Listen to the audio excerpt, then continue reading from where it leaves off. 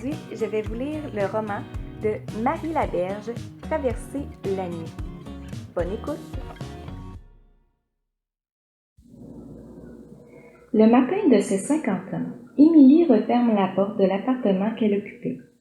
Sur la table, à l'endos d'un reçu d'épicerie, elle a griffonné « Partie d'attitude » et laissé sa clé sur cette note laconique. Elle ne se pose aucune question concernant ce message. C'était venu comme cela. C'est ce que Ghislain clamait quand c'était définitif. That's it. Qu'il manque un E à partie lui est complètement égal. Dans sa vie, il manque bien davantage qu'un E. Arrivée au terminus d'autobus, elle étudie les destinations qui s'offrent à elle. Le prix du voyage constitue son premier critère. Elle lit donc en commençant par la colonne des tarifs et avise ensuite l'endroit où l'amènerait son portefeuille. Choisir la suite de sa vie en fonction de la maigreur de ses ressources lui paraît logique. Rêver n'est pas dans ses habitudes. Joliette, assez loin, économique et complètement nouveau. Assise sur le banc d'en avant du bus, le sac bleu en polymère contenant sa vie posée sur ses genoux, elle grignote un muffin aux bananes en regardant le paysage se fondre pour laisser passer le bus.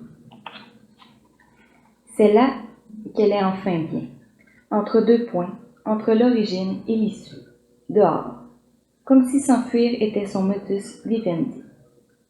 Elle sourit en grattant du bout de l'ongle le papier gras où des miettes de muffin s'accrochent. Rien n'est plus léger que quitter Ghislain, s'éloigner de ses brutales exigences, qu'elles soient de bière, de sexe ou de pizza, ne représente aucun sacrifice ou arrachement. Elle sait que dans 2 jours, ou même 2 heures, elle n'y accordera plus aucune pensée. Elle sera ailleurs, sans mémoire, sans passé ou presque.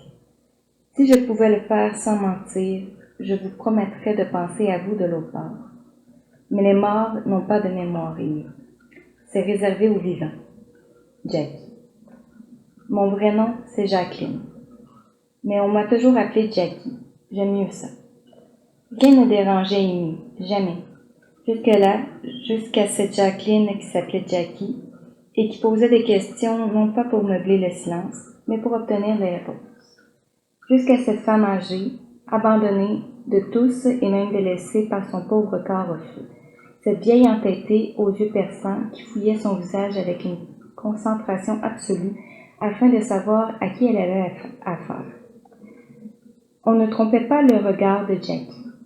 On ne l'achetait pas avec des mots passe-partout, des formules lénifiantes ou faussement rassurantes.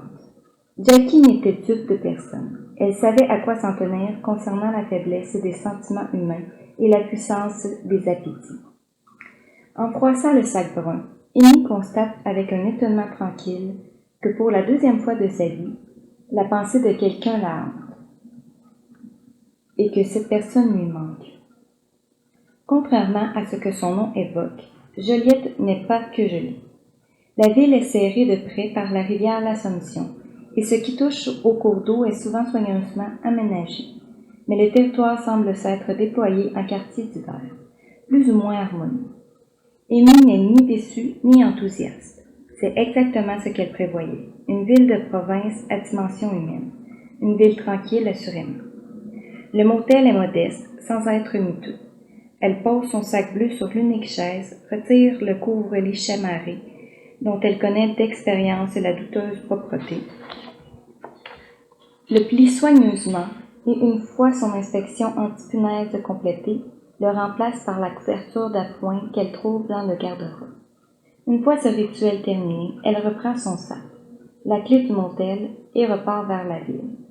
En s'assoyant sur un banc à la peinture écaillée, elle pousse un soupir aimable. Voilà ce qui est joli à Joliette, ce parc et son calme bercé par les oiseaux. Émilie tire un petit carnet de son sac et l'ouvre à la première page. Vous ne dites jamais rien? Vous ne rouspétez même pas? Même quand ça ne fait vraiment pas votre affaire? La question de Jackie l'avait tellement frappée qu'elle était restée muette, justement. Jamais l'idée de rouspéter ne lui était passée par la tête. Pour répliquer, il faut avoir des mots, de l'éloquence, une façon de contrer l'autre et ses arguments. Toute chose dont Émilie se sent dépourvue. Elle préfère rentrer en elle-même, épaules fermées, tête baissée, comme une tortue regagne sa carapace. Se taire et fuir quand ça devenait insupportable. Sa seule attaque, sa seule réaction, c'était de tourner le dos et d'aller ailleurs, plus loin. Et tant pis si elle faisait le tour de la terre. Son réflexe n'était pas une réflexion, mais une réponse, la seule qu'elle connaissait. Devant l'intolérable, ou ce qui lui apparaissait tel, elle partait sans discuter. Elle n'avait jamais eu envie de débattre, elle n'était pas outillée pour cela. Fuir l'avait si souvent sauvée qu'elle ne considérait jamais une autre riposte. Cette phrase, cette question que Jackie avait été formulée, après un incident qui aurait été anodin pour n'importe qui d'autre que cette femme attentive. En manœuvrant pour essuyer le dos de Jackie, Amy avait coincé son bras et pour le dégager, Jackie avait effleuré son sang. Elle s'excusait et Amy avait haussé les épaules. Pas grave. Aux yeux de Jackie, l'indispensable proximité physique que ses soins exigeaient n'incluait pas ce genre de privauté, ce qui avait fait sourire Amy. Combien de fois ces incidents étaient-ils sciemment provoqués par certains de ses bénéficiaires, comme les appelaient les responsables de ces établissements, à commencer par M. Villemer qui abusait allègrement de tout voisinage à portée de sa main. Le vieux libidineux s'emparait de la moindre parcelle atteignable en la déclarant offerte à sa concupiscence, rendant par là le geste excusable ou du moins non punissable à ses yeux. Des trésors d'inventivité n'empêchaient pas la main baladeuse de trouver à se faufiler et à la tenter. À chaque assaut, Amy se dégageait fermement, mais sans violence. Pas capable de prendre un compliment? C'est ma manière de te trouver belle. Regarde-moi pas de même. As-tu une idée de ce que c'est une boîte de chocolat ouverte pour un diabétique? Si tu voulais, je pourrais te récompenser. Amy fuyait avant que le désir ou le montant de son éventuelle satisfaction soit dévoilé. La main de M. Villemer s'agitait sous la couverture et s'immobilisait brusquement quand il criait. « Attends, reste là, juste là. » Combien de fois M. Villemer s'était-il privé de soins d'hygiène pour satisfaire ses obsessions? Amy était la seule à devoir l'affronter, toute l'équipe se tenant loin de cette proposition exaspérante et rusante pour ne pas avoir à entrer dans la chambre. À défaut de formation, l'expérience permettait à Amy de travailler auprès des personnes en perte d'autonomie, mais à cause de cette lacune, elle n'obtenait ni un salaire décent, ni le choix des gens à soigner. Son statut étant précaire, dès qu'on répugnait à s'occuper d'un client, c'est à Amy qu'on le refilait. Si Jackie était demeurée une de ses clientes habituelles, c'est qu'elle en avait exprimé le désir. Amy ignorait pourquoi. Elle se contentait d'accorder un soin attentif à son bien-être et de savourer la pause que cette femme représentait dans son travail. Le jour de l'incident, Jackie l'avait observée en silence. Comme si elle suivait le chemin de ses pensées, elle l'avait étonnée en demandant qui profitait d'elle ou abusait de la situation. Et pourquoi elle ne s'en plaignait pas. Amy s'était contentée de hocher la tête en souriant et de sortir de la chambre sans réponse. Une semaine plus tard, la directrice l'informait que M. Villemer serait désormais confié aux soins de préposés masculins, qui essaieraient d'améliorer la performance à l'hygiène corporelle qui avait connu une baisse regrettable ces derniers temps. Le changement semblait ne viser que ce but, mais comme aucun reproche n'avait suivi, Amy en avait conclu que la boîte de chocolat serait retirée de la vue de M. Villemer. Ce soir-là, en rentrant chez elle, Amy avait inscrit les 2 questions de Jackie dans un calepin tout neuf, acheté exclusivement à cet effet. Elle ignorait si d'autres phrases suivraient, mais elle ne voulait pas oublier ces 2-là. En considérant les quelques mots qui n'occupaient pas la totalité de la page, elle s'était aperçue qu'oublier était sa seconde défense, après fuir. Le parc recèle quelques trésors de beauté. La rivière ayant un débit variable, il y a des endroits où l'eau se calme soudainement et forme une enclave paisible, comme si elle se muait en étang. Un canard sauvage y nage. Indifférents au bruit et à l'agitation alentour, sourds à l'effervescence humaine, il zigzague sur l'eau calme, lissant ses plumes, plongeant tête première, le croupillon relevé vers le ciel. Il n'est ni coloré ni beau. À peine une légère irisation sur son cou quand le soleil frappe en oblique, minuscule plaque d'huile qui s'illumine dans son terne habit. Sans doute une femelle puisque ses appâts sont parcimonieux. Le banc près du plan d'eau est rapidement adopté par Amy. Quel que soit le temps, elle vient y manger et observer l'oiseau. Elle ne s'en lasse pas. Et jamais, en aucun cas, elle ne jette de la nourriture pour l'attirer ou le nourrir. Elle reste à sa place et le laisse chercher sa pitance sans intervenir. De la même façon qu'elle n'intervient pas quand un enfant excité se met à lancer des cailloux dans l'eau pour attirer l'attention du canard, ce qui le fait irrémédiablement fuir. Elle entend les mères s'extasier devant le jeu agressif de leur progéniture et elle se dit que quelque chose manque à sa compréhension de l'éducation. Le canard attire beaucoup de cris, de gestes, mais jamais personne ne s'assoit en silence pour l'attendre et l'observer. Quand elle entend les « Il fait quoi le canard ?» et les « Quoi ?» répétitifs criés par les petits, même elle finit par s'éloigner comme le canard. Une fois le calme revenu, elle s'aperçoit que l'oiseau revient aussi, s'étant mis à l'abri le temps que l'ambiance se calme. Cette similarité de comportement donne à Amy une forte impression de parenté animale. De toute façon, les animaux, quelle que soit leur nature, lui semblent plus simples à décoder que ses semblables, les humains. La plupart des gens croient que s'ils ont de l'argent et une retraite assurée, ils sont à l'abri. La précarité est dans le temps, et ça, ils l'ignorent, jusqu'à ce que le temps le leur apprenne. Amy n'avait jamais entendu ce mot qu'elle ne comprenait pas, précarité. Que cette chose soit liée au temps ne l'éclairait pas beaucoup. À ses yeux, le temps gagnait toujours, quoi qu'on fasse pour le contredire. Comme les saisons, le temps régnait, inutile d'essayer de le battre. Elle brossait les cheveux courts de Jackie en les séchant, et le bruit pouvait passer par son commentaire ou son assentiment. De toute façon, elle n'épiloguait jamais sur ce que Jackie disait. Elle écoutait et elle essayait de se souvenir des mots inconnus pour les décrypter plus tard. La plupart du temps, elle oubliait le terme exact, d'où l'intérêt du calepin. Précarité. Voilà ce qu'elle avait écrit. L'infirmière à qui elle avait demandé avait simplement dit qu'il s'agissait de l'état incertain d'un malade, quand on ne savait pas si ça allait empirer ou s'améliorer. Jackie ne voulait sûrement pas dire que l'état du temps allait empirer. Amy avait haï l'école et maintenant, elle détestait son incapacité à comprendre ce que tout le monde avait l'air de saisir. Persuadée de sa nullité, elle ne doutait pas que son intelligence soit défaillante, que la compréhension la plus minimale lui soit inaccessible.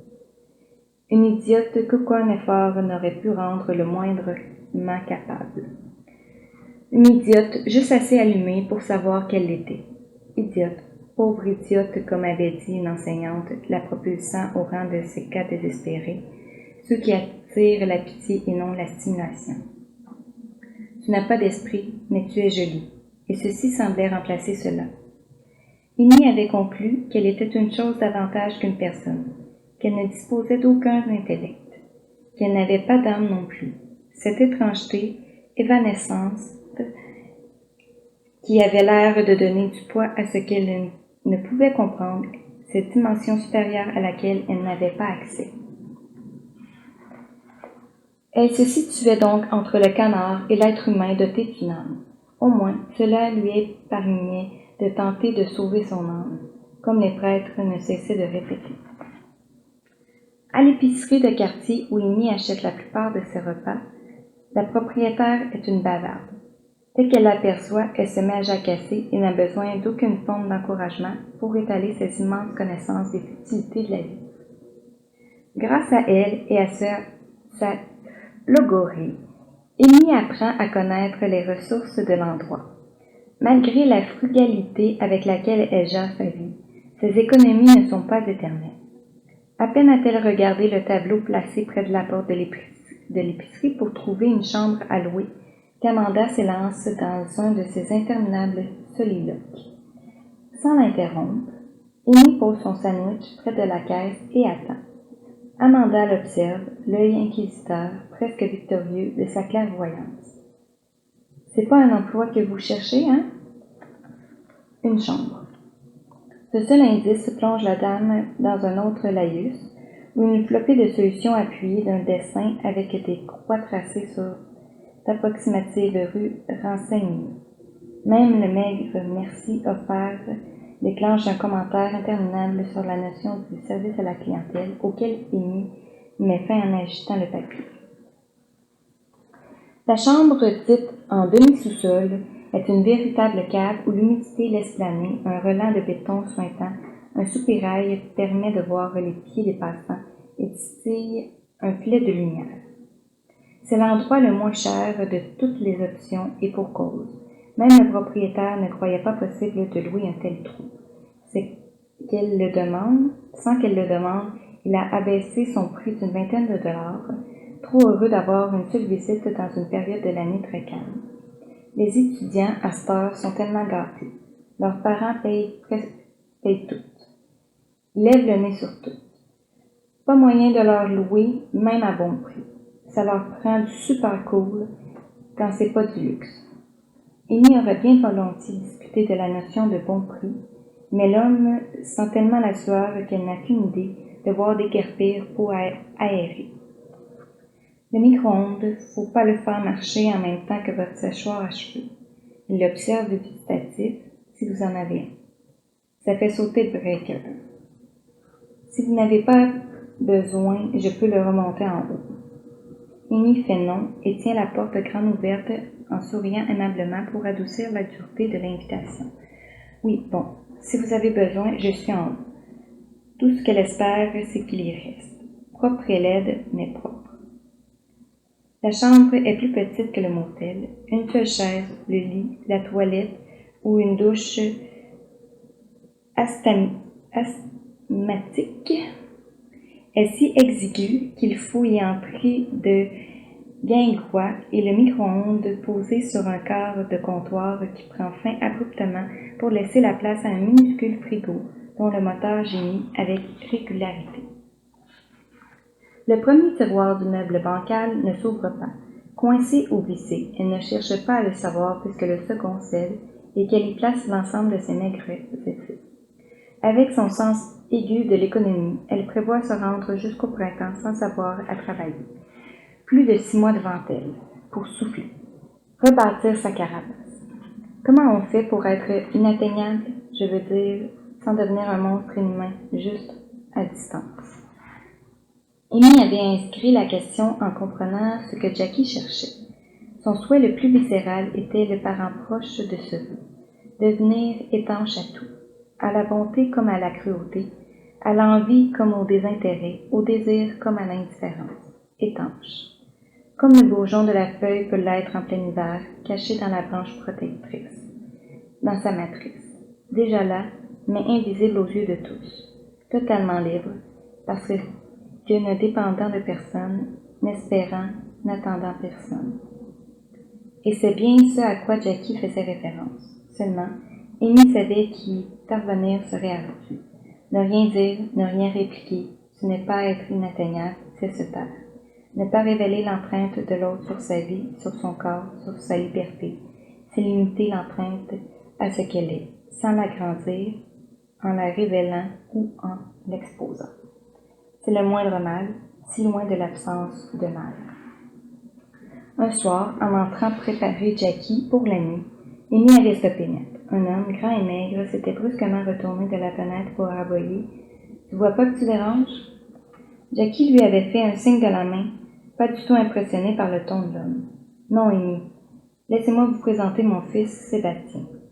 Il est venu vérifier les progrès de mon examen. Ça fait 41 minutes qu'il est là, et 3 ans et 8 mois qu'un juge l'a débouté et lui a interdit de toucher à mon argent, et qu'il n'est pas revenu s'inquiéter de sa chère mère. Comme tu vois, Sébastien, ma mémoire est intacte et la fréquence de tes inquiétudes ne risque pas de me rendre confus. Regardez-le bien, Amy. Il ne reviendra pas avant ma mort. Mais ce jour-là, ce sera le premier à se présenter.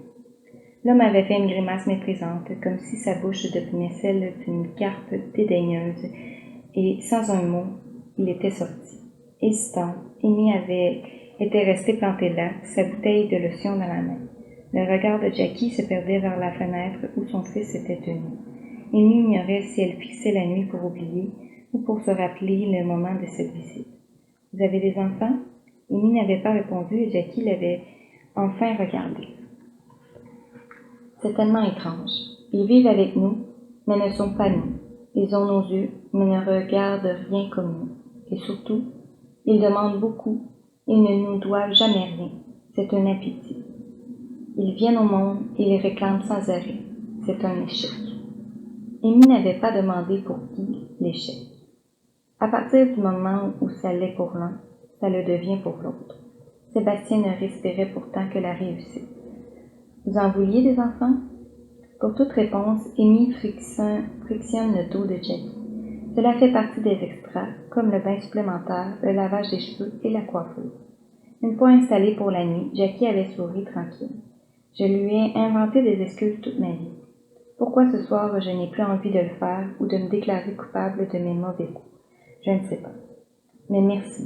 Rien de mieux ne pouvait m'arriver que notre rencontre. » Sans chercher à comprendre la dernière phrase, si mystérieuse à ses yeux, Amy était sortie s'occuper des autres personnes sous sa responsabilité.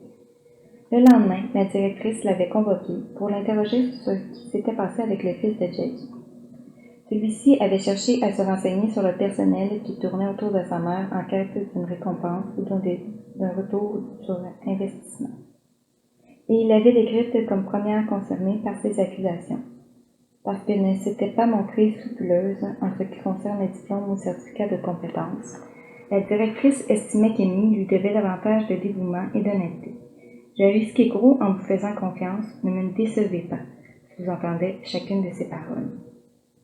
Sévère, elle entendait qu'Amy s'explique, qu'elle s'agite un peu pour prouver sa bonne foi, qu'elle se justifie ou se désole, bref, qu'elle se comporte normalement. Après un long silence, constatant qu'il fallait qu'elle dise quelque chose, Amy avait fini par demander si elle devait partir. Irritée, déçue du peu de frayeur de cet employé, modèle qui n'avait que le défaut de ne pas carburer à la culpabilité comme tout le monde. La directrice l'avait renvoyée à sa tâche en déclarant qu'elle vérifierait son comportement auprès de madame. « Mon fils a enfin réussi à parler à quelqu'un qui comprend sa cupidité. La directrice va sûrement essayer de mettre son inquiétude de perdre un revenu sur votre dos. Les gens qui ne se défendent pas sont tellement pratiques. On peut leur prêter toutes nos mauvaises intentions. » Amy en avait conclu qu'elle n'aurait pas à chercher un autre travail, le reste demeurait un mystère pour elle. Et ce qu'elle ne décodait pas, elle laissait aux autres le plaisir d'en débattre. Assise sur son banc, devant le plan d'eau que le canard a momentanément déserté, Amy répond à la question de Jackie concernant le désir d'enfant, ou plutôt, elle constate qu'elle ne s'est jamais posé la question. Le jour où c'est arrivé, le géniteur n'en voulait pas, et cela avait réglé le problème. « Quoi? Débarrasse-toi-en ou ben débarrasse le plancher. Je veux rien savoir de ça. » Elle avait 17 ans. Lui, c'était un client régulier au casse-croûte chez Tony. Ses pourboires avaient augmenté jusqu'à ce qu'il se croit légitimé d'obtenir un retour sur investissement. Comme toujours, quand il était question de sexe dans sa vie, elle l'avait laissé faire sans broncher. C'était un troqueur qui stationnait son énorme Tyrrell chaque mardi matin sur le parking de chez Tony. Son shift, à elle, commençait à 6 heures du matin et le mardi à 5h45. Elle laissait cet homme marié, père de 3 enfants qui n'en voulait pas d'autre, se soulager en murmurant qu'elle aimait ça. Et à 6 heures, elle lui versait son premier café, bien chaud. Avorter n'avait pas été simple. Elle manquait de contact et la grossesse était avancée.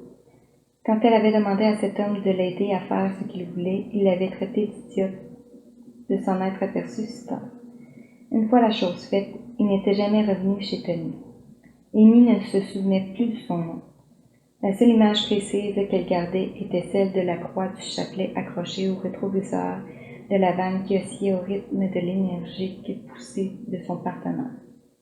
La procédure avait du mal se passer parce qu'elle n'était plus tombée enceinte par la suite. Et pourtant, elle en avait vu des crucifix tangués. Elle est toutefois certaine que se reproduire n'a jamais constitué un désir. Finalement, la seule chose qu'elle a jamais vraiment voulu, c'était la paix. Au souvenir de Sébastien, ou à voir les mers qui viennent s'agiter près de l'eau, elle est certaine qu'un enfant ne lui aurait pas apporté de paix. En dehors de la tranquillité, rien n'avait fait l'objet du moindre désir, surtout pas le sexe ou ce qu'elle en savait, et encore moins l'amour, cet étrange rapport à l'autre qui engendre tant d'effets secondaires. Quant au cinéma ou à la télévision, elle voyait des gens s'agiter en se frottant l'un contre l'autre, avec plus ou moins de conviction. Elle en éprouvait au mieux de l'ennui. Parfois, quand la démonstration était particulièrement convaincante, elle fermait les yeux, en proie à une sensation de noyade, d'étouffement. Pour échapper à la désagréable impression de ce genre de souvenir, elle se concentre sur le paysage apaisant. Une légère brise fait tomber des feuilles jaunies qui flottent, languissantes. Elle glisse avec grâce et forme un amas coloré sur le fond sombre de l'eau. Le canard n'est pas au rendez-vous et Amy se demande s'il est déjà parti pour fuir l'hiver qui s'annonce pourtant sans insister. À part la couleur des feuilles, rien n'indique la moindre urgence de se mettre à l'abri. Les canards sont peut-être des créatures avisées et prévoyantes. Empoignant le sac en nylon bleu, Amy longe la rivière, attentive au moindre mouvement. Dépitée, elle s'assoit un peu plus loin, envolée le canard. Faire sa vie à la chaleur, indifférent à son regard pourtant amical. Elle s'étonne de sa déception, s'étant crue enfin à l'abri de l'attente, ce despote. Pour un canard en plus. Avant que Jackie ne lui accorde son attention, jamais Amy n'avait espéré quelqu'un. Mais elle se ment, à plus d'un égard d'ailleurs. Ce n'est pas de l'attention, mais de l'affection que Jackie lui offrait. Et l'espoir qu'Amy entretient maintenant, c'est de surmonter l'horrible trou de l'absence. Son allié naturel, le silence, est devenu une sorte d'ennemi, depuis qu'elle n'a plus personne à écouter. Après le passage de son fils Sébastien, Jackie avait traversé un dur moment. Affaiblie, elle avait de plus en plus de mal à se lever, à faire les quelques pas qui séparaient son lit du fauteuil et de la salle de bain. Amy captait les moindres signes du déclin et s'en inquiétait. Si je suis à l'article de la mort, va falloir avertir mon grand garçon si soucieux. Elle avait beau ironiser, Amy voyait bien que le souffle de Jackie se hachurait et que les plateaux pourtant peu garnis n'étaient pas très entamés au retour. Vous voulez me donner l'appétit, Amy? Ce n'est pas mon bras qui est en cause, c'est l'appétit. La nourriture se rend, c'est à l'intérieur qu'elle ne descend plus. J'ai le cœur serré, ma chère. J'ai toujours clamé une indifférence que je suis loin de ressentir. Venez vous asseoir un peu, je vais faire un sort à ce jello en votre compagnie. Petit à petit, d'un repas à l'autre, les liens s'étaient tissés entre elle et Jackie. Ce fils pourtant si peu aimable avait ouvert la porte à la confiance. Qu'elle provienne unilatéralement de Jackie n'importait pas à Amy, qui connaissait d'instinct le pouvoir curatif de l'écoute. En parlant peu, en ne se livrant jamais, elle avait provoqué tant de confiance que, si elle les avait retenus, elle aurait pu écrire 1000 témoignages sur la misère humaine, celle des espoirs déçus, celle des rêves jamais réalisés et celle, si pénible, de la haine de soi. En se frottant à ces récits, et même si elle prenait soin de les oublier sitôt le pas de la chambre franchi, Amy avait appris à ne pas laisser ses émotions l'atteindre. La haine, celle de soi ou des autres, ne l'habitait pas. Elle était comme elle était et il fallait vivre avec, point à la ligne. L'apprentissage de son incompétence ou de toutes ses inaptitudes avait précédé, et de loin, celui de l'alphabet. Mais pourquoi vous ne demandez jamais pourquoi? Vous avez été privé de curiosité? Cette phrase était une de celles qu'elle relisait le plus souvent dans son carnet. Elle avait souri en l'entendant, et elle souriait encore en la lisant. Le rire triomphant de Jackie, son rire généreux de compétitrice acharnée, quand elle avait soutiré ce sourire. Je ne me rendais pas compte que c'était ce qui nous manquait, rire un peu. Bon, soyons honnêtes, rire pour moi, sourire pour vous. Comme vous n'êtes pas extravagante, ça équivaut à rire très fort. D'un repas à l'autre, d'une bouchée à l'autre, l'alerte était passée et Sébastien avait regagné la zone d'ombre de ceux pour qui Jackie ne pouvait rien. Quand on arrive au bout de sa vie, on se rend compte qu'on a accordé une importance démesurée à des niaiseries. Mon Dieu, le temps qu'on perd à se battre contre des évidences. J'ai été très occupée à être malheureuse, vous savez. C'est tout ce que j'avais, mon malheur. Alors j'en ai pris soin. Sébastien a parfaitement raison sur ce point. Je ne l'ai pas mis à l'abri. Il n'a jamais cru que j'ignorais ce qui ruinait sa vie. Tiens, ruiné. Ça doit être la source de son problème avec l'argent. Sébastien a une fâcheuse tendance à comptabiliser. Il calcule ce qu'on lui doit en argent pour compenser les sévices d'un tout autre ordre. Je ne dis pas qu'il n'a pas souffert, mais je pense que sa solution n'est pas la bonne. Il n'y a pas de fortune qui fasse oublier. Emplir de l'argent pour renflouer le trou qu'on a dans le cœur, c'est jamais efficace. L'argent, c'est pas de l'étoupe pour calfater nos abîmes personnels. Sébastien ne s'en est pas aperçu, pas encore. C'est parce qu'elle le laissait continuer sans demander d'éclaircissement que Jackie avait passé sa remarque sur l'absence de curiosité. Aux yeux d'Amy, les raisons qu'on se donnait n'expliquaient que rarement les causes profondes des problèmes. Ces raisons ne sont pas des réponses au pourquoi. Ce sont des prix de consolation pour ce qu'on ne s'explique pas. Amy avait saisi depuis toujours qu'elle ne trouverait ni raison ni coupable à ce qu'elle pouvait constituer ses pourquoi. Elle ne cherchait pas, elle admettait. Pour ce qui était de consentir, elle n'était pas sûre de comprendre le sens exact de ce verbe. Ce qui la déroutait profondément, c'était que Jackie accorde de l'intérêt, et un intérêt véritable, à sa personne. Elle y pressentait un obscur danger. Elle s'était frottée à plusieurs intérêts à son égard, mais à un intérêt désintéressé, jamais. Le proprio de sa vraie cave rehaussée de l'appellation demi-sous-sol ne cache pas son intérêt, lui. Régulièrement, il frappe à sa porte pour lui offrir un service, de l'aide, ou même de partager son repas et de regarder la télé en sa compagnie. Amy n'a plus 15 ans et son refus n'a rien d'évasif. Pour autant, le proprio ne semble pas l'entendre. Sa dernière tentative est de négocier une substantielle baisse de loyer, versée chaque lundi cash, contre une petite gentillesse de sa part. Le geste éloquent vers sa braguette comble la lacune verbale, si jamais elle avait mal interprété la nature de la gentillesse. Amy ferme la porte sur son refus non équivoque et dès que la voie est libre, elle repart en quête d'un nouveau logis. Le dimanche soir, son sac bleu lesté de toutes ses possessions, elle va s'installer dans une chambre aux allures spacieuses et qui lui apparut éblouissante au premier regard puisque la visite a coïncidé avec l'heure du coucher du soleil, quand des reflets chatoyants coloraient le dessus de lit virginal.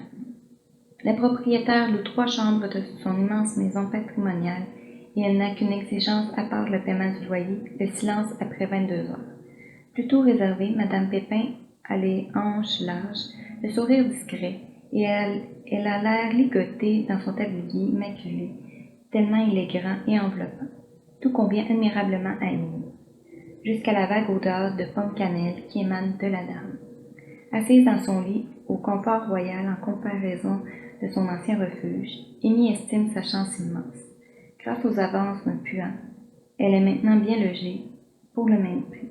L'argent ne comble pas tous les vides, mais ce bien-être silencieux les rend pas mal moins criants, et ce, même sans micron. C'est se donner beaucoup d'importance de croire qu'on est en droit de se venger. Amy a écrit la phrase un soir de novembre, après avoir retrouvé Jackie en larmes. En lui tendant un mouchoir, elle avait constaté qu'une lettre reposait sur le drap replié. Son chiffre était terminé. Elle ne passait que pour dire bonne nuit. Elle a tapoté la main de Jackie et murmuré son « je reste » timide. Ce ne serait pas avec des paroles qu'Amy arriverait à enrayer les larmes, mais si sa présence pouvait aider, elle était prête à rester. Des larmes de reconnaissance avaient succédé à celles liées au chagrin, détail qu'ignorait Amy. Muette, les yeux emplis de compassion, elle attendait que la frêle Jackie reprenne contenance. Ses paroles concernant la vengeance avaient brisé un long silence. En repliant la lettre, elle avait ajouté « Ça soulage même pas. C'est le remède des humiliés pour se donner l'illusion qu'on a de la force, ou du courage. En tout cas, qu'on a de quoi, qu'on n'est pas démuni. » Amy avait compris qu'être sans défense était fort peu envisageable pour Jackie. Jamais l'idée de vengeance ou de force, qu'elle soit réelle ou forgée, ne lui était passée par la tête. Pas davantage que pleurer, se plaindre ou rager. Ce qui était et serait. Sans révolte, Amy était persuadée qu'il valait mieux se pousser loin de la menace plutôt que s'attaquer à elle, le contraire de Jackie qui mesurait amèrement l'ampleur de sa défaite. Madame Pépin aime cuisiner, tôt le matin, l'odeur du café, celle du bacon ou de la cuisson de quelques pâtisseries et ouvrait l'appétit d'Amy. C'est comme le chant des sirènes. À lui seul, ce parfum murmure qu'il existe d'autres façons de saluer le jour que de se ruer au premier casse-croûte pour avaler un café amer. Un matin, en sortant de sa chambre, Amy aperçoit un petit sac accroché à la poignée de sa porte. Un muffin de framboise. Un muffin encore chaud.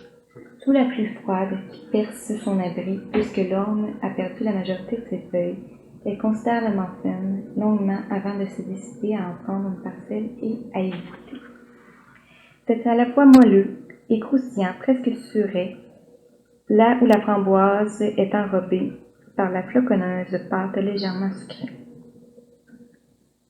La bouchée fondante l'envahit d'une puissante nostalgie, comme si elle avait jamais été bercée contre une poitrine généreuse, enveloppée, en parfaite sécurité. Amy a le réflexe violent de rejeter ce qui la déstabilise. Mais comment se priver d'un tel enchantement? Si encore le canard pouvait en profiter, elle refuse de céder à l'écureuil qui rôde en compagnie des pigeons. Elle ralentit son rythme, fait durer le plaisir et se garde bien d'engloutir voracement le cadeau. En savourant, elle se demande comment avertir Madame Pépin de ne plus lui offrir sa cuisine, parce qu'elle ne supporte pas les dettes et qu'elle ne peut rien donner en retour. Amy ne voit pas comment expliquer son refus sans heurter les bonnes intentions de sa propriétaire. Le problème lui paraît si grave qu'il a sombré sa dernière bouchée et la rend quasiment désagréable. Mais pour refuser ce genre d'attention, c'est tout ce qu'elle sait. Peu importe les pourquoi, les raisons, elle s'en fout. Quitte à partir de cet endroit pourtant parfait, Amy ne désire que son silence et sa paix, loin de toute autre forme de douceur. Elle débat le jour durant de la meilleure façon de faire comprendre cela à la bonne dame. Finalement, elle arrache une précieuse feuille de son calepin et y inscrit ce qu'elle a trouvé de mieux. Merci, mais non. Elle range le papier dans le sac d'origine de la gâterie et l'accroche à la porte en haut des escaliers, celle qui donne sur les appartements de Madame Pépin.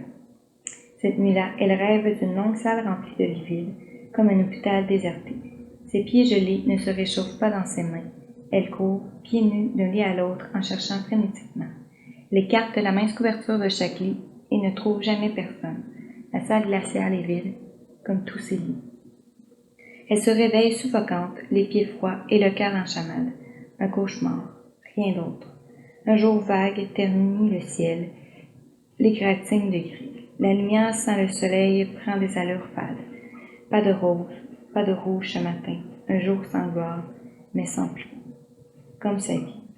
Elle sort avant que Madame Pépin ne s'affaire à produire les odeurs qui lui arrachent le cœur sans raison. Finalement, elle s'accommode mieux de la misère sous toutes ses formes. Le lendemain de sa soirée de larmes, Jackie lui avait tendu une longue écharpe en laine ultra douce, quelque chose de très enveloppant qui avait gardé son parfum. Devant l'air ébloui d'Amy, elle avait dit « C'est pour vous remercier de m'avoir sacrifié votre soirée, pendant que je m'apitoyais sur mon sort. » La règle était stricte dans cette résidence privée. Pour échapper à la moindre critique, on y interdisait les cadeaux, sauf à Noël et aux anniversaires, ce qui n'empêchait pas la plupart des employés d'empocher de généreux pourboires, toujours dissimulés Amy avait posé une main caressante sur la fibre luxueuse. Jackie avait balayé les arguments qu'elle n'avait même pas encore exprimés. « J'en ai plus besoin. Je ne sortirai plus d'ici, vous le savez aussi bien que moi. Avez-vous vraiment envie de voir la directrice ou le docteur Sanson s'en emparer le jour où je vais lever les pattes?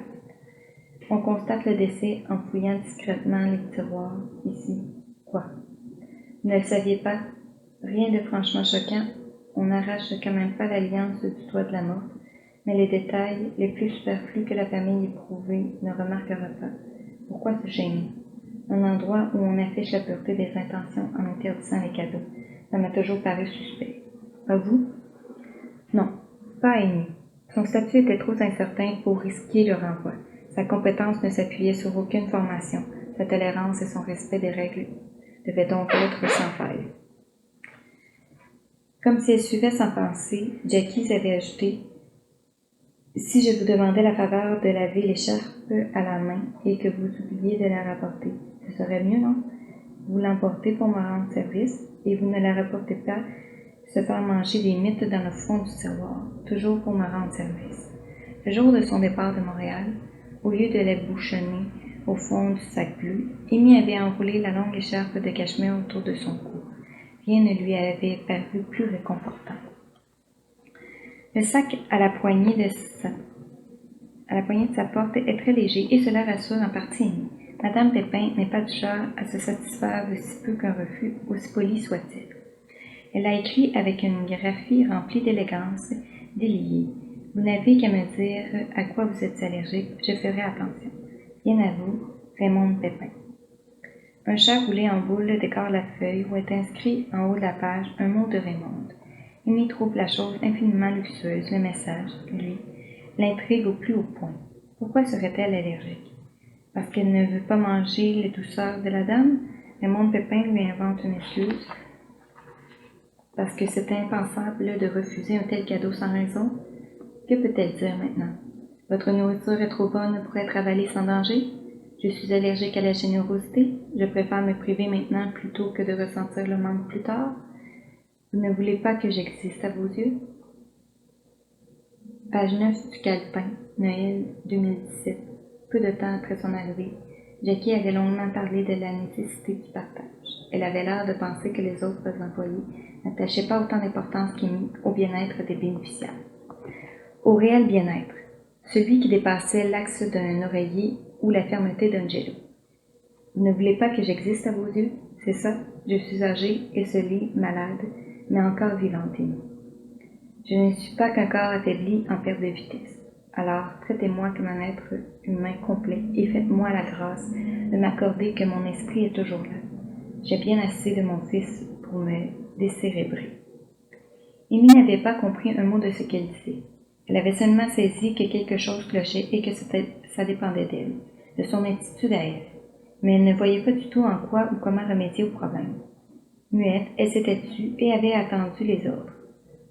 Ou un indice de ce que Jackie désirait. Exister, elle ne pouvait pas avoir dit ça. Le monde entier existait à ses yeux, et elle, plus que quiconque. Trop, beaucoup trop pour sa capacité d'absorption. Très énervée, Jackie avait incité. « Dites quelque chose, Amy. Arrêtez de me regarder comme si je vous faisais du mal. Je suis en train de vous dire que vous m'en faites.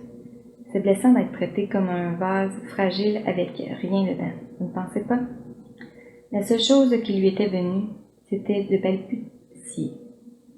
Le vide, c'est moi. L'exaspération de Jackie avait cédé la place à la surprise. Ses yeux vifs fixaient Amy. Ils avaient l'air de chercher un sens qui lui avait échappé. « Je vous demande pardon? » C'était venu après un silence interminable, alors qu'Amy cherchait justement quoi dire pour s'excuser de ce vide, si peu convenable. Jackie n'avait rien ajouté. Amy ne comprenait même pas ce qu'elle devait pardonner.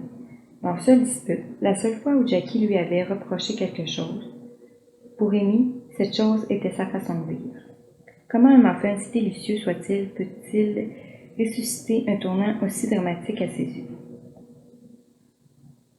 Amy sait comment réagir à la mesquinerie, à l'abus, à la brutalité même. La bonté la terrifie. Elle inscrit « Merci, Madame Pépin », mais beaucoup trop de choses pour une ministre. À mesure que la saison froide s'installe, Amy agrandit son cercle. Elle quitte les abords de la rivière pour s'asseoir dans la grande salle de la bibliothèque municipale. Elle préfère y passer des journées plutôt que de rester dans sa chambre. Quand le murmure ambiant alourdit trop, elle se lève et sort marcher. Elle arpente ainsi toute la ville, qui n'est pas si grande. Elle repère ce dont elle peut éventuellement éprouver le besoin.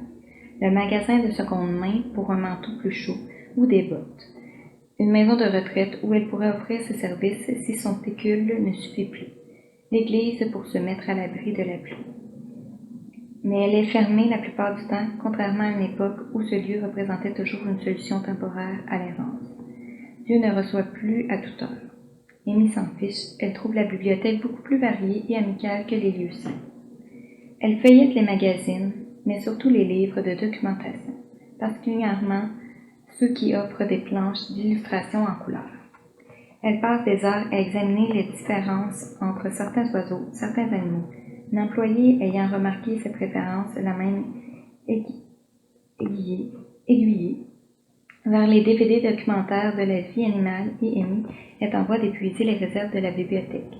En lui tendant pour la 3e fois un DVD, l'employée lui suggère de remplir un formulaire pour commander ce qu'elle aimerait regarder.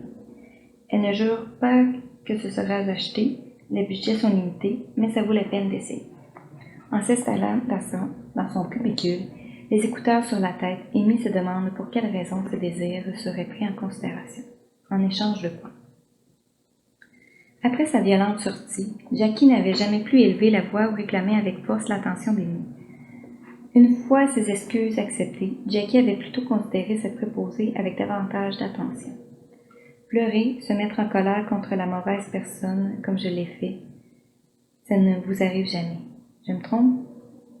Amy souriait sans rien expliquer. Bien sûr que non. Elle n'avait aucune raison de pleurer ou de rager.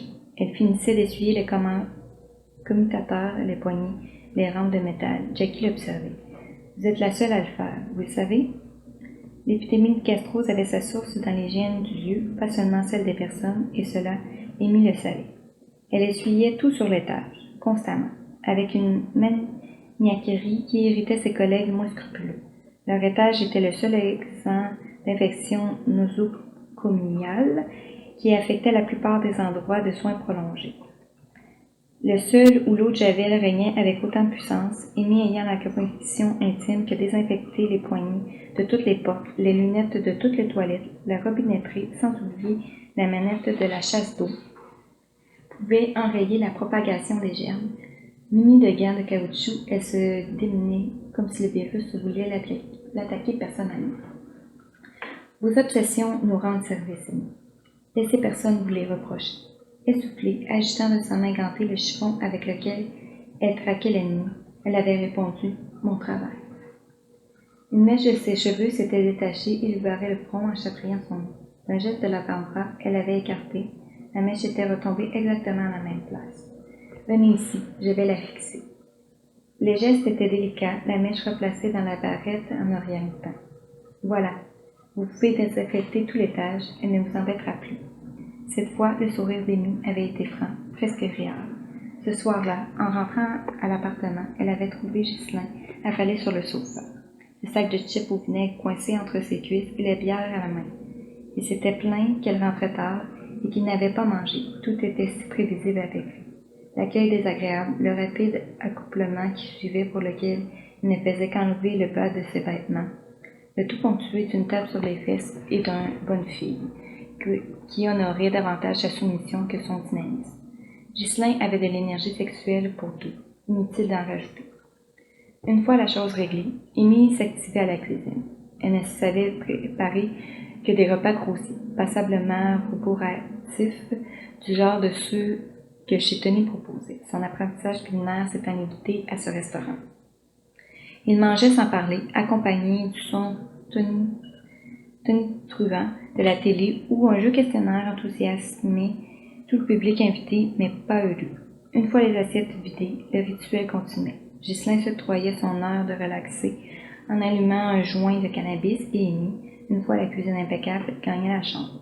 En se préparant pour la nuit, elle avait noté avec plaisir que la mèche remplacée par Jackie avait tenu bon jusque-là, comme promis. La plus belle qualité de Ghislain à ses yeux, c'était qu'il s'endormait dans le salon et qu'une fois sur deux, il lui épargnait sa présence et ses ronflements. Une fois couchée, Amy avait été surprise de constater que le geste fugace, à peine effleuré de Jackie, lui avait laissé une si forte impression de complicité.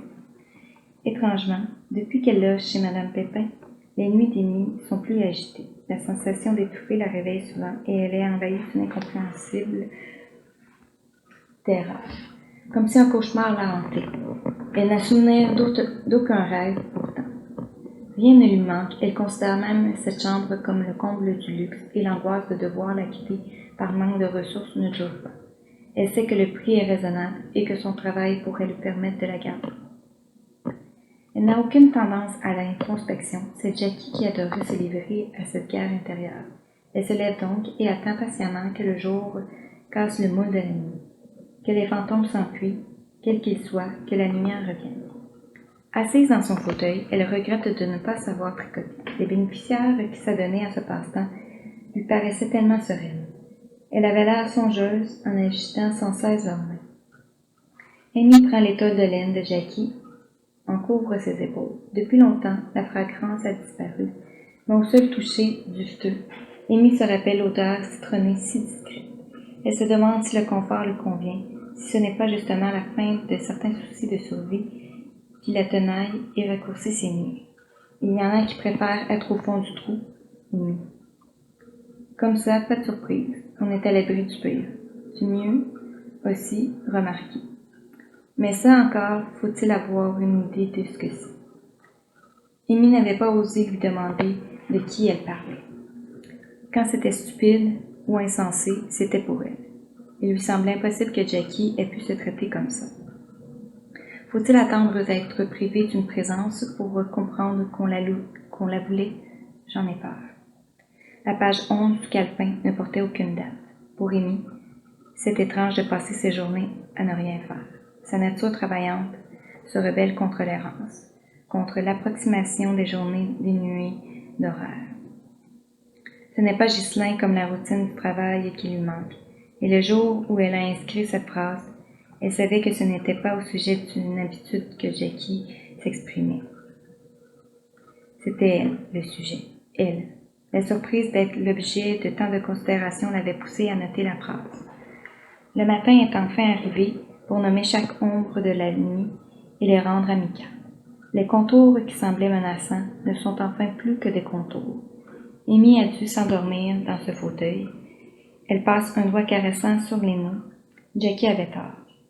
On sait parfois à quoi on tient et avec quelle force le lien est tissé. Elle a toujours su, dès le départ, que Jackie lui manquerait.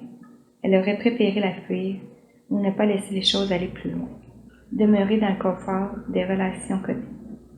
Bénéficiaire préposée. C'était la première fois qu'elle se rapprochait particulièrement de quelqu'un. Indifférence coutumière profitait à chacun, selon elle, à ceux qui finissent leur vie et à ceux qui ont pour travail d'assurer leur bien-être. Ce travail lui allait d'instinct. Elle savait comment nettoyer, organiser le lit, la chambre, repousser les obstacles, faire en sorte que la personne soit physiquement à l'aise, peu importe le degré d'inconfort lié à son état. L'ennui, c'est que le bien-être de Jackie allait de pair avec davantage que l'aspect physique.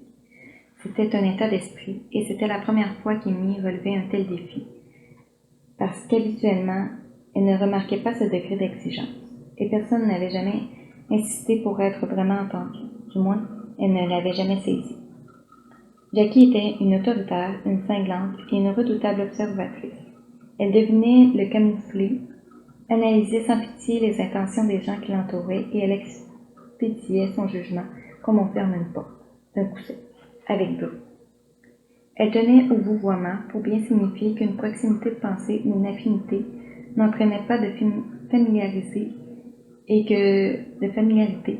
que son statut de préposé n'incluait aucune forme d'inféodation. Évidemment, Amy n'avait rien compris de ce charabia et elle s'était contentée de trouver gentil le fait que Jackie la traite ose. L'équipe responsable de l'établissement et tous ceux qui détenaient un peu de pouvoir n'aimaient pas Jackie. Ils la trouvaient snob et difficile.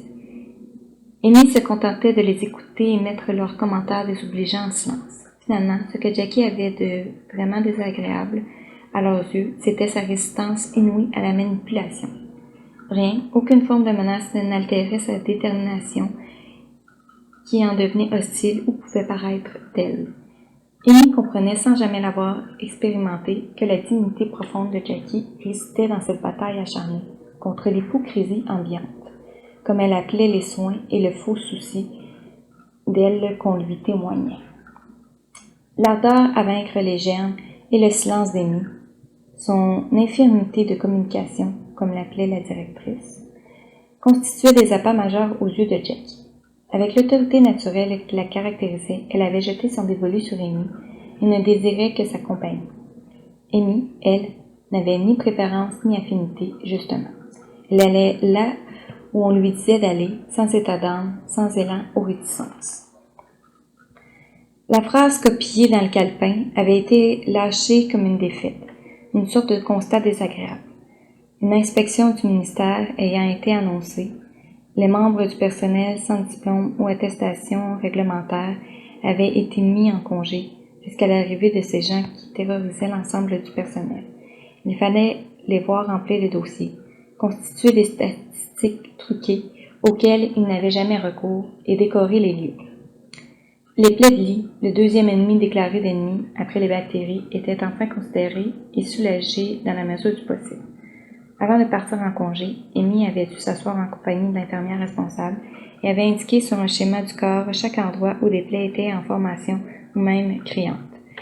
Elle avait chaque personne et pouvait détecter toute rougeur annonciatrice, tout pli inquiétant. Habituellement, à cause de la surcharge de travail de l'unique infirmière, elle prêchait dans le désert. Cette fois-là, sa science des fissures, meurtrissures ou lésions avait été mise à contribution. Jamais elle n'avait été aussi attentivement écoutée. Pour éviter qu'elle ne fasse du tort à l'équipe, on avait tenu Jackie ignorante de l'inspection. Amy n'avait été autorisée à lui communiquer son départ que le dernier jour, et l'excuse imposée par la directrice était que membre de sa famille avait besoin de son support. Tu trouves la maladie que tu veux, mais c'est pas nous autres qui te fait partir, comprends-tu? Dans le silence de cet employé, si peu conforme, la directrice avait changé d'avis. Dis rien. On lui expliquera ça nous-mêmes. Jackie n'allait sûrement pas avaler ce genre d'histoire, Amy l'aurait juré. Vous voilà enfin, votre mère a eu un malaise à ce qu'il paraît, au moment même où il y a eu une inspection du ministère. Tout un hasard. Les élections s'en viennent sûrement. On fait semblant de se préoccuper des vieux emmerdeurs qui chialent tout le temps. J'ai parlé de vous. La directrice essayait de m'interrompre, mais j'ai insisté sur l'importance de ceux à qui on n'en accorde pas. Les petits métiers, les petites mains, comme on dit. Vous savez bien, ceux qui travaillent dans le noir, si ce n'est au noir, ceux sans qui ces endroits seraient des capitales de désespoir. Votre absence m'a coûté un peu de santé. J'espère que votre mère a récupéré la sienne. Je déteste me priver de vous. J'en dors mal. Harceler les autres, rendre la directrice folle de rage, rentrer. Ça ne suffit pas pour faire mon bonheur. Vous me bonifiez le caractère, vous vous rendez compte? Et je ne suis pas attachée qu'à vos compétences, mais à vous. Personnellement, comme on ajoute toujours dans ces cas de sémantique un peu lourde. Mon Dieu, faut-il attendre d'être privé d'une présence pour comprendre qu'on la voulait? J'en ai peur. Alors, avez-vous eu du plaisir au moins? Elle avait trouvé le temps long. Bousculer ses habitudes inquiétait Amy. Ghislain n'avait rien compris à cette soudaine pause. Il l'avait pratiquement obligé à mentir et à confirmer. Comme il le craignait, qu'un renvoi ou une mise en garde sévère était responsable de sa présence continue à l'appartement. En 4 jours, il était devenu exigeant et irascible. Qu'elle serve à quelque chose si elle ne rapportait pas de cash. Retrouver l'humour acerbe de Jackie, c'était pratiquement se couler dans la douceur de vivre. En l'abordant ce soir-là, avant de partir, Amy avait eu un geste impulsif. Elle avait caressé la joue ridée de Jackie en lui souhaitant bonne nuit. Plus tard, dans le métro qui freinait brutalement l'épaule d'Amy, avait heurté celle de son voisin. Pour elle, ce contact non désiré était un supplice, ce qui l'avait ramené à son geste. En comparaison, elle connaissait le corps usé de Jackie dans les moindres replis. Toute son intimité avait été sacrifiée aux soins, et pourtant, toucher sa joue du revers de la main était quelque chose d'osé, de transgression aux yeux d'Amy, une sorte d'interdit tacite qu'elle avait franchi. Donc, c'est ici que je m'arrête pour aujourd'hui. Si vous voulez entendre la suite de l'histoire, soyez au rendez-vous lundi prochain.